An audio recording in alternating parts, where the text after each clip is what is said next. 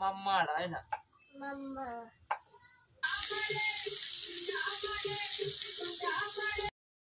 Hello guys, welcome back to my channel Arpita blogs lifestyle. তো কেমন আছো তোমরা সবাই? আশা করি সবাই খুব ভালো আছো, আমরাও খুব ভালো আছি। তো আজকে হচ্ছে আমাদের বাড়িতে পিঠে, আর পেশে আমার শ্বশুর মশাই মানে বাপি দেখে পেশে নারকেল কুড়াচ্ছে। তো নারকেলের ভিতরে যে ফুলটা হয় না, তো সেটা আমাকে তুলে দিল। তো এটা আমি একটু খাবো আর আমার মেয়ের কাছে নিয়ে যাব। তো আমার মেয়েকে প্রথমবার খাওয়াবো, চলো রিয়াকশানটা কেমন থাকে। খাও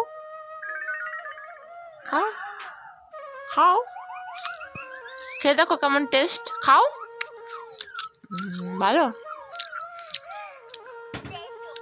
খাও, ভালো।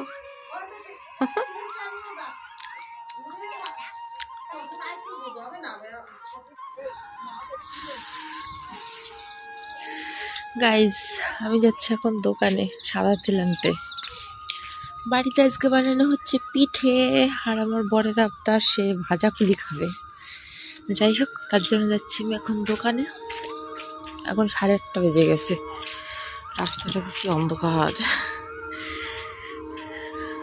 চারিদিকে অন্ধকার, লাইট কম। দোকানের দিকে না লাইটের ইটা একটু কম আছে, কি করব, যেতে হবে। আর এই পাশে দেখো আমার দেওরের ঘর হচ্ছে, দেখো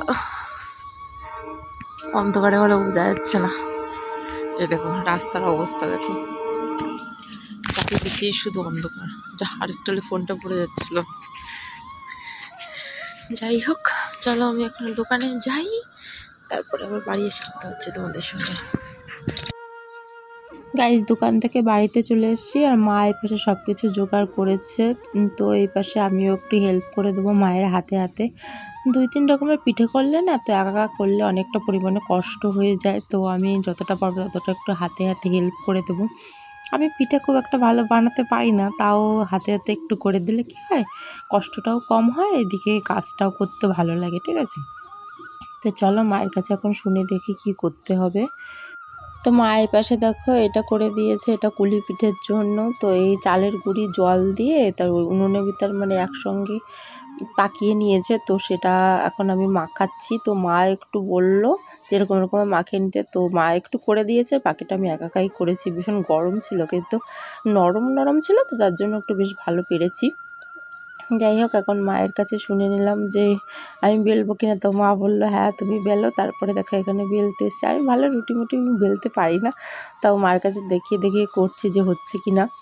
তো বললো যে ঠিক আছে। তো এখন দেখো এখানে কুলি পিঠের জন্য এগুলো কেটে নিচ্ছি। তো আজকে বাড়িতে হবে কুলি পিঠে, মানে দুধ পুলি যেটা হয় সেটা, আর এমনি আমার বরের জন্য ভাজা কুলি পিঠে হবে, আর কয়েকটা শাঁস পিঠেও হবে। আর ঠাকুমা দেখো এই পাশে চলে এসছে, আমাদের একটু হাতে হাতে হেল্প করে দেবে তার জন্য। আর পিঠের পরিমাণটা বেশ থাকলে না, একটু হাতে হাতে সবাই মিলে করে দিলে বেশ ভালো হয়। আমরা বানাচ্ছি এখন পিঠে, ঠাকুমাও বানাবে।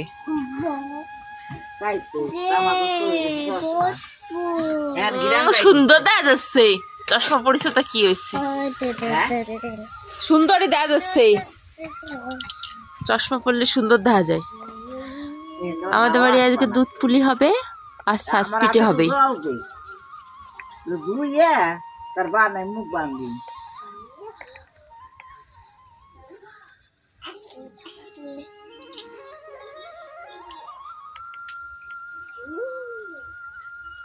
নারকেলের দেবা নাকি? নারকেলের ভিতর দেবা?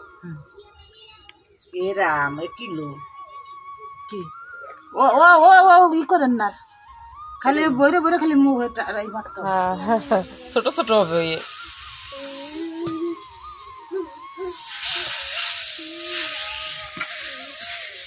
এরম হবে না, বানাবানি।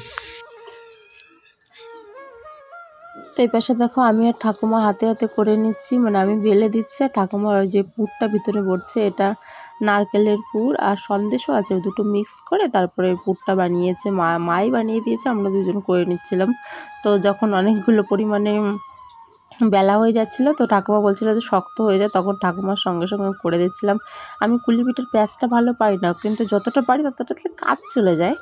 যাই হোক, আমরা দুজনে করে নিচ্ছিলাম। আর এই পাশে দেখো আমার মেয়ে এসে ক্যামেরায় যেন কী বলছিল, ঠিক আছে, আমার ঠিক এখন মনে নেই, কিন্তু একটু দুষ্টুমি করছিল, বেশ ভালোও লাগছিলো। যাই হোক, ছোটো মানুষ এখন দুষ্টুমি করবে না তো কবে করবে, তাই না বলো?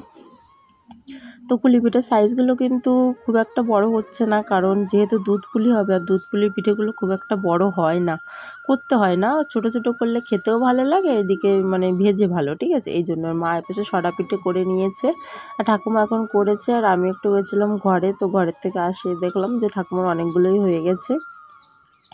আর পিঠে কিন্তু কে কে খেতে ভালোবাসো অবশ্যই বলো। আমার কিন্তু শীতের পিঠের এটা অনেক দিন আগের ভিডিও গাইজ, আমার ভিডিও পোস্ট করতে অনেকটা লেট হয়ে গেছে।